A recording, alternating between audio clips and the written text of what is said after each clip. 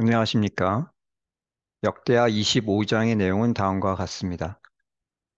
아마샤가 왕이 되어서 자기 아버지 죽인 신하들을 죽였으나 그들 자녀들은 죽이지 아니하였습니다.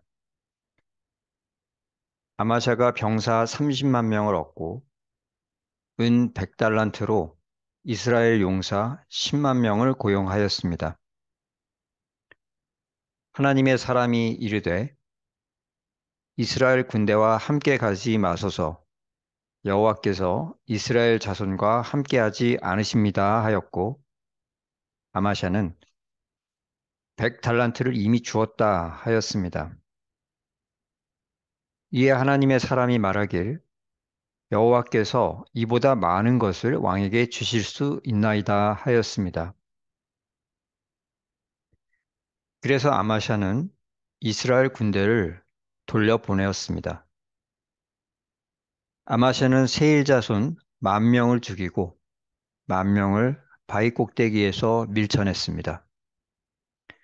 그가 에돔 사람들의 신들을 가져와서 경배하자 한 선지자가 와서 그것을 꾸짖었고 아마샤는 그치라 어찌하여 맞으려 하느냐 하였습니다. 이에 선지자는 왕이 이 일을 행하고 저의 경고를 듣지 아니하니 하나님께서 왕을 멸하시기로 작정하셨습니다 하였습니다. 이스라엘 왕 요아스가 올라와서 아마샤와 다퉜는데 유다가 패하여 도망쳤습니다. 요아스는 아마샤를 사로잡고 예루살렘 성벽을 헐고 하나님 전에 모든 금은과 그릇들, 왕궁의 재물을 빼앗고 사람들을 볼모로 잡아 돌아갔습니다. 또한 예루살렘에서 반역하는 무리가 일어나서 아마샤가 라기스로 도망쳤지만 라기스에서 결국 죽임 당하였습니다. 본문에 대하여 세 가지를 묵상하겠습니다. 첫 번째로 본문에서 무엇을 볼 수가 있습니까? 아마샤가 자기 부친 죽인 원수의 자녀들은 죽이지 않았습니다. 아마샤의 부친 요아스는 아람에게 패하고 중상을 입었는데 신하들이 침상에 누워있는 요아스를 죽였습니다. 아마샤는 왕이 된 뒤에 힘을 기르고 자기 부친 죽였던 자들을 심판하였습니다. 그러나 그들 자녀들은 죽이지 않았습니다. 왜 아마샤가 그렇게 한 것입니까? 율법이 그렇게 명했기 때문입니다. 신명기 24장 16절 아버지는 그 자식들로 말미암아 죽임을 당하지 않을 것이요 자식들은 그 아버지로 말미암아 죽임을 당하지 않을 것이니 각 사람은 자기 죄로 말미암아 죽임을 당할 것이니라 하였습니다.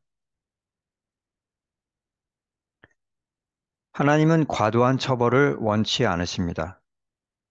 그래서 아마샤는 그런 하나님의 뜻을 받들어서 그들의 자녀들은 죽이지 않았던 것입니다. 그럼 어떻게 해야 하겠습니까?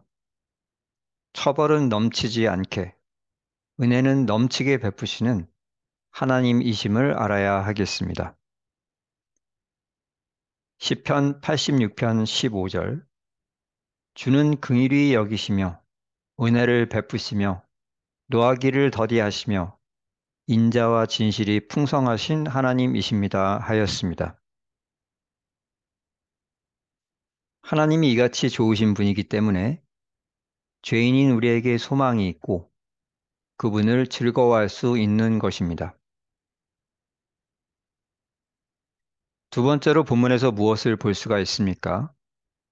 하나님의 사람이 아마샤에게 여호와께서 능히 100달란트보다 많은 것을 주실 수 있습니다 하였습니다. 무엇을 깨닫게 됩니까? 순종할 때 겪는 손해에 비하여 얻게 될 유익은 훨씬 더 큽니다. 100달란트는 지금 돈으로 9천만 달러 정도 되는 큰 돈입니다. 아마샤에겐 30만 명의 병사들이 있었지만 선왕 여호사밧의 116만 명에 비하면 작았습니다. 그래서 아마샤는 은 100달란트로 북이스라엘의 병사 10만 명을 고용하여서 에돔과의 전쟁에서 병력을 충원하고자 하였던 것입니다. 그러나 한 선지자가 와서 북이스라엘 군대와 함께 싸우지 마십시오. 하나님께서 그들과 함께 하지 않으시기 때문입니다. 하였고, 아마샤는 그 하나님의 뜻에 순종하여 그들을 그냥 돌려보내었습니다. 9천만 달러를 그냥 땅에 버린 것입니다. 그렇지만 아마샤는 에돔과의 전쟁에서 크게 이겨서 2만 명의 적을 죽이고 에돔에 대한 통치권을 얻고 많은 전리품을 얻었으니 100달란트보다 훨씬 더 얻었습니다. 그럼 어떻게 해야 하겠습니까? 순종함으로 겪는 손해보다 유익이 더 크다는 것을 기억해야 하겠습니다. 마태복음 19장 29절 또 내 이름을 위하여 집이나 형제나 자매나 부모나 자식이나 전토를 벌인 자마다 여러 배를 받고 또 영생을 상속하리라 하였습니다. 예수님은 순종하다가 손해 겪는 자에게 너의 손실에 여러 배로 되돌려 받고 더하여 영생까지 받을 것이다 하시면서 위로하고 격려하셨습니다. 세 번째로 본문에서 무엇을 볼 수가 있습니까? 남유다가 북이스라엘에게 패하여 도망쳤습니다.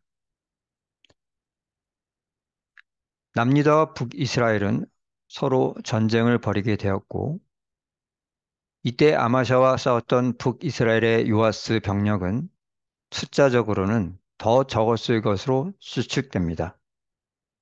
그럼에도 불구하고 아마샤는 요아스에게 크게 패하여 재산을 모조리 빼앗겼고 예루살렘 성벽은 무너졌고 그 자신은 잡혀 수치를 당했고 자기 자녀들은 북이스라엘의 볼모로 끌려가게 되었습니다. 왜 그렇게 되었던 것입니까? 아마샤가 에돔의 우상에게 절하고 선지자의 책망을 듣지 않았기 때문입니다. 에돔을 크게 이긴 뒤에 아마샤의 마음은 매우 높아졌습니다. 그때 에돔에서 전리품으로 얻은 화려하고 정교한 우상을 보았습니다. 아마샤는 그것이 마음에 들어 남유다로 들고 왔고 그것에 경배하였습니다. 주의 선지자가 그것을 책망해도 듣지를 않자 그 선지자는 아마샤 왕은 이제 곧 크게 망하겠구나 확신을 하였습니다. 우상을 섬기고 주의 말씀 듣지 않는다면 당장에는 강하고 풍부하게 보일지도 모르나 망하는 것은 시간 문제일 뿐입니다. 그럼 어떻게 해야 하겠습니까? 하나님 외에 다른 것은 의지의 대상이 아님을 알아야 하겠습니다. 고린도후서 4장 7절에서 9절 말씀. 우리가 사방으로 오겨쌈을 당하여도 쌓이지 아니하며 거꾸러뜨림을 당하여도 망하지 않는다 하였습니다.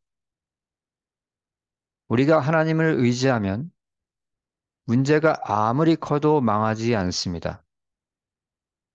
그러나 우리가 하나님 외의 다른 것을 의지한다면 하나님은 사소한 문제로도 우리가 망하게 하셔서 우리가 주님을 의지하도록 바꾸실 것입니다.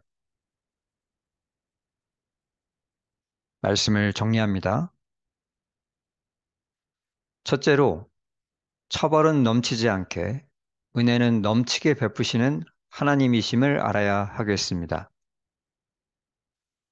둘째로, 순종함으로 겪는 손해보다 유익이 더 크다는 것을 기억해야 하겠습니다. 셋째로, 하나님 외에 다른 것은 의지의 대상이 아님을 알아야 하겠습니다. 주신 말씀에 순종하는 우리 모두가 되기를 축원합니다.